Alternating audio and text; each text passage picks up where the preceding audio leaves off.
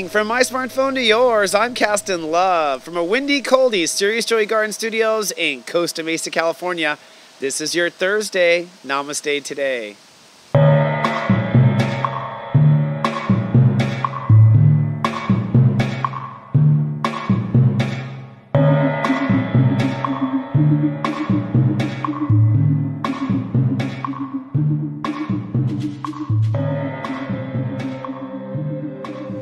Good morning and Namaste, and welcome to Namaste Today. I'm your host and spiritual life coach, Christopher Witecki. My modality is psychic astrology, and my personal mission is to stand in my heart and help other people stand in theirs. This webisode is for Thursday, March 10th, 2016, and today the Great Human Walk has reached Step 20, Pisces. Hello friends, welcome. It's such a pleasure to be of soul service. I think today it is a cold and windy day in Southern California, and that's probably the aftermath of this solar eclipse. That's really the high note of the week, a pure, passionate, compassionate note kind of pouring on planet Earth. And today, as Step 20 rules a day, you might begin to start to feel it. Let's start with today's vibe and get into it. Today's vibe is cloudy and rather moody, I think, today. My heart is feeling everything. That's because we're at Step 20 of Pisces. I'm feeling exposed, I'm feeling uncertain, and I'm feeling impatient. Those are all common when we enter into third decan.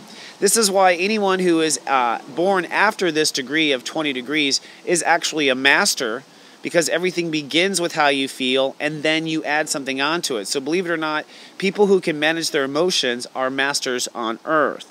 Now, what am I feeling? I'm feeling like I'm not enough. I'm feeling like I don't have enough. I'm feeling impatient. That's because the moon is in Aries, and the moon will cross over Uranus today, which will be a moment where you have to step it up or emotionally grow up a little bit. Now, I'm open to acting on the right frequency. I'm open to acting on the right opportunity. That's because Venus is at Step 27, the Grandmaster step, and it's in Aquarius. So this is the final step, or let's say the Bravo step, okay, of standing up for your frequency. So you might be doing something today to take action for where you want to be. I'm thinking about my spiritual actions. I'm thinking about my ego. I'm thinking about doing or saying the right thing. That's because Mercury is at Step 9 Pisces and conjuncting Neptune. Today's also a day where you might be highly telepathic, so definitely pay attention to the information that goes by. I would not say it is random. Now, as far as my Mars, I am loving the news story. I am loving the adventure, and I am impatient to get started. That's because Mars is at Step 1 Sagittarius, so I think we're all going to find that we're very impatient for these beginning chapters or degrees of Sag to get it moving. Come on already.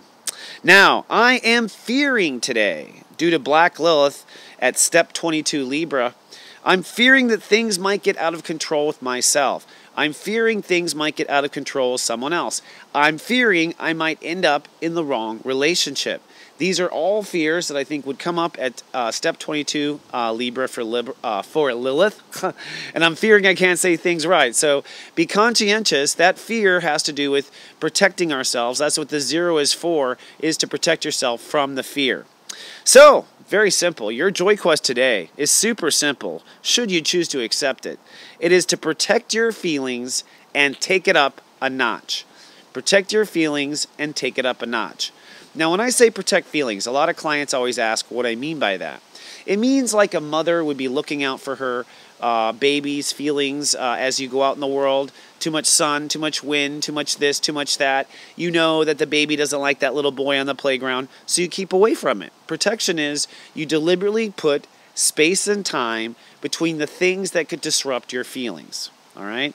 And if you do that, you may find that you don't connect to a lot of people during the day. That's okay. Today's not a day of connection, but you do feel well handled and you will feel secure. So protect your feelings and be willing to step it up a notch, particularly when it comes to self-nurturing.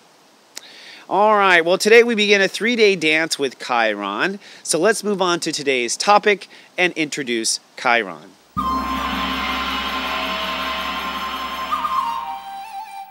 Today's topic is I love me some more.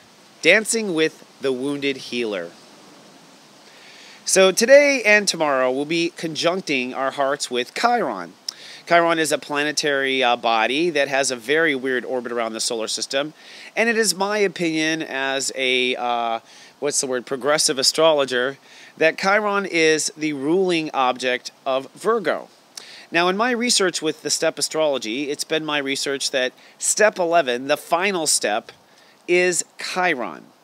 And this is also the step of integrity, where everything comes together. So it goes without saying that wherever Chiron is in your chart, it represents an area of your life in your natal chart where your soul has once fallen out of integrity. And as a result, your spiritual memory this life is an effort to repair and heal it. So Chiron kind of tells us astrologers a lot about our clients' obsessions, what they're obsessed with healing, and a lot of times those obsessions don't necessarily meet their given guidelines or make any sense. And I'll give you an example. Let's do today's 5 o'clock question. If you could heal anything in the world, what would it be? If you could heal anything in the world, what would it be? And the follow-up, can you remember when this idea began? Can you remember when the idea began? So I'll answer the question. If I could heal anything in the world, what would it be? Well, for me, it would be education. That's always been a passion of mine. There's something that always upsets me when people aren't given a fair education or people are lied to and don't know how it works. So I've always wanted to heal education. That's my private desire. And I find that that's a lot of people's private desires. George Lucas, a lot of celebrities I know are interested in educating because once the soul is educated and familiar with their opportunities, they can really change their life. So that's my particular. Now, when did this desire come? Well, you know, it actually began when I was a child. I had to move every 2 years as a child. And so I would always enter into a new education system every 2 years. So I would see how different schools do it over and over again. And I started to see kids that got left behind. I started to see kids that weren't getting it as fast as I was. And I also started to see what I knew compared to the other states. So I started pretty young with this idea of wanting to help everyone learn. Now, I bring this up because of my Chiron placement. If you were to do a reading for me, you would see that I have Chiron in Aries in the natal 9th house. So that means it's in the house of I believe or belief structure. And it means that my soul has a wound in belief structures. I literally have a past life chip on my shoulder about knowing the wrong thing or teaching the wrong thing. So it's no surprise that from an early age on, I was actually grading everyone else. I was watching teachers for how good they were because my soul already considered myself a teacher and already considered myself a failure at teaching. So this goes on with you. What is it that you want to heal, and how might it be attracted or attached to your own personal issues? Now, I kind of brought up this Chiron idea earlier in the transit when I talked about pet peeves, because quite often pet peeves are directly attached to your Chiron issue.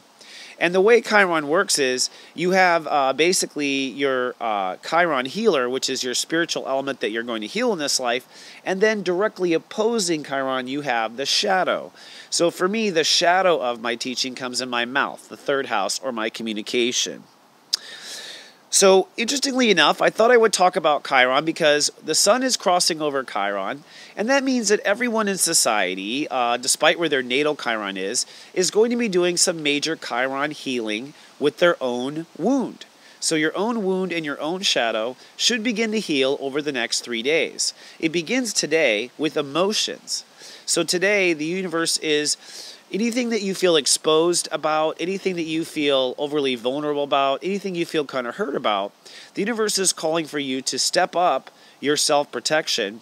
And wherever that is, it's actually probably going to heal. It's going to actually heal wherever your Chiron is. So wherever you're being asked to step up emotionally probably goes back to your own Chiron. Therefore, even though I'm shooting this a couple days ahead of time, I'm expecting that today I will be pissy about my education, or I might be pissy about the way people take my lessons, or something like that. I'll feel vulnerable. But whatever it is, I'll know that's part of this wound from my past life that I need to go on and heal.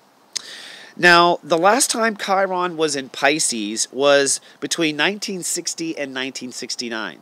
So many of my clients have Chiron in their natal Pisces, and many of my clients, those watching, are going through your Chiron return. This is a good time for a reading, by the way, if you haven't had one, because Chiron returns indicate that the soul has finally reached the objective it set out to in this lifetime. And it's also been my research that everyone will experience their Chiron healing just by being alive. It's kind of like Pluto. Pluto is a planet where you will learn or you will die, and Chiron is you will heal or you will die. Okay?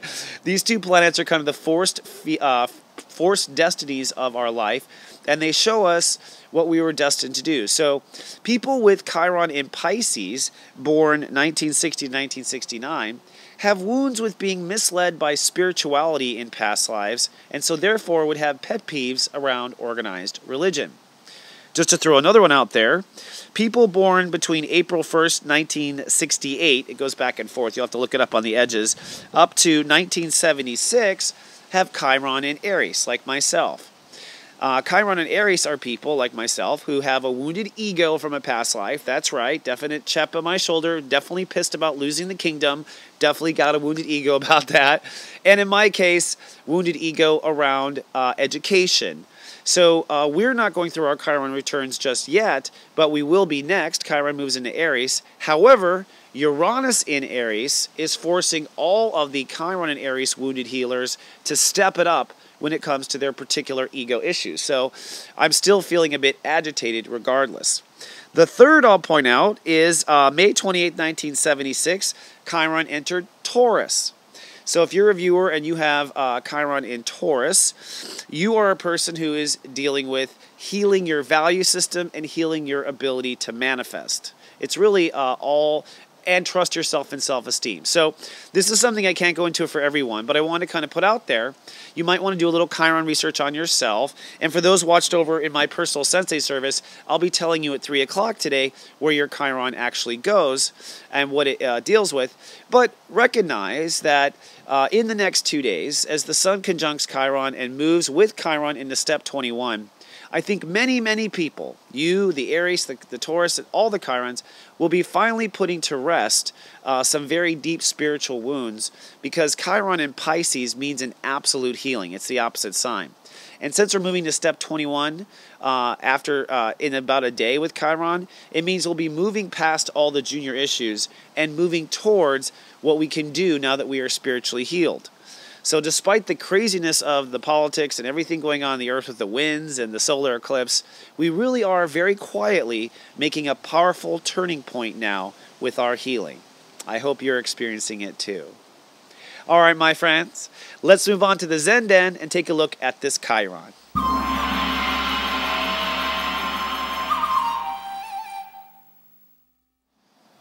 And welcome to the Zen Den. We're going to take 3 breaths together, but before we do, I'm putting a royal blue blanket around us and filling the light between us with golden bright light, because golden is the greatest healing color that we can do. Now let's take 3 breaths and see what Spirit comes up with.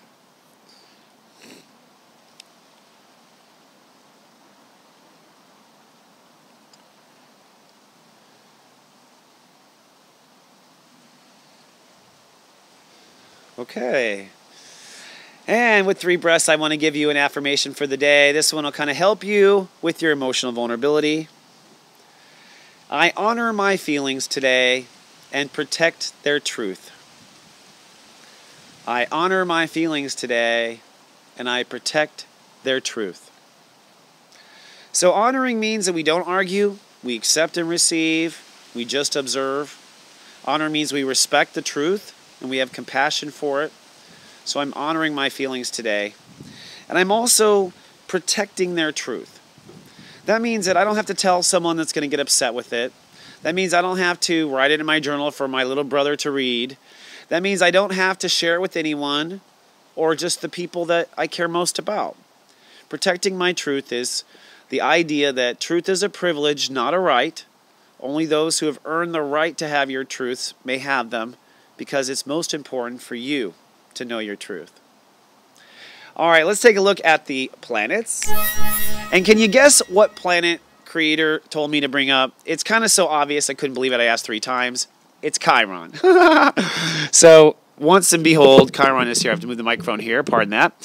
So today the sun is at step 20, and as you can see, Chiron is at step 21, which adds to a 3 when it starts to get fun. Today the sun is at step 20, and these 2 planets will literally move across the heavens together. The sun moves to step 21 with Chiron, which means this is the healing. To me, the healing is this coming into step 21 from step 20, and as we cross over Chiron, we will feel some sort of wonderful release. Now, some people cry, some people get stomach flu and get rid of their water in their body. I've said this. Some people, get the flu and just get sick to get rid of stuff. So when you're totally not paying attention, I find that you have to be hijacked by your own body to do these types of healings.